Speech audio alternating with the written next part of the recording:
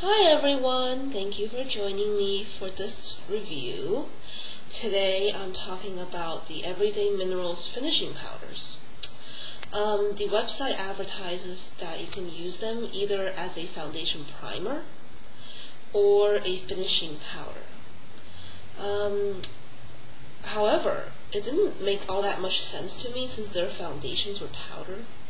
Using a powder to set a powder, I don't know, it felt to me to be a little bit redundant, but I guess if you were wearing a liquid foundation, then it would work better. So I got 3 samples of the finishing powders, and you can't get these with the sample kit. You have to specifically buy them separately, and these are $2.50 each. The small version I think is $6, and the full size is $12, I think.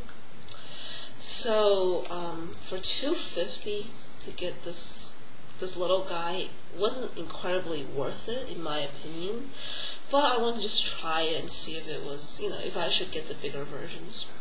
So I got 3. I got one finishing powder in Tinted Silk. I'm not sure you can see that very well.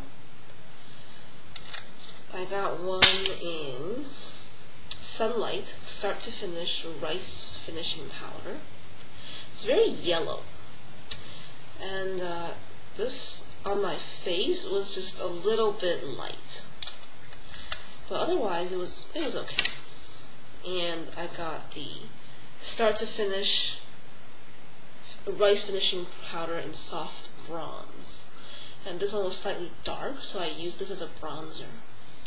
The formula that I can see with this, you can check out the ingredients on their website. It's pretty similar to their foundations, but it doesn't look all that different from their foundations. The powder itself, I think it's very fine, but so are their foundations. So the soft bronze works for me relatively well. I use it as a bronzer, and for the summertime, it's pretty good. I don't like to be too dark, but my foundation is fairly light, and this does a pretty good job giving me that kind of a sun-kissed look. The Sunlight Start to Finish Rice Finishing Powder, it's a little bit light, but if it wasn't summertime, I think I could maybe use this one. The Tinted Silk Dust. This one, for a week, I just decided to use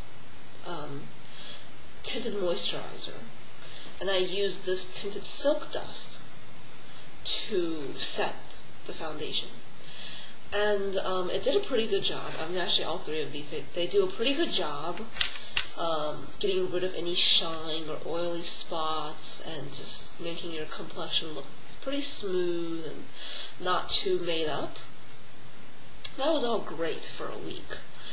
Towards the end of the week, I noticed some breakouts on my cheekbones, on my nose, and just forehead.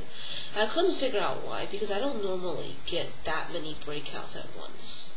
So it just kind of alarmed me for a little bit. And I was browsing the forums, and someone else complained that tinted silk dust, or just any of the silk dust formulas, made them break out.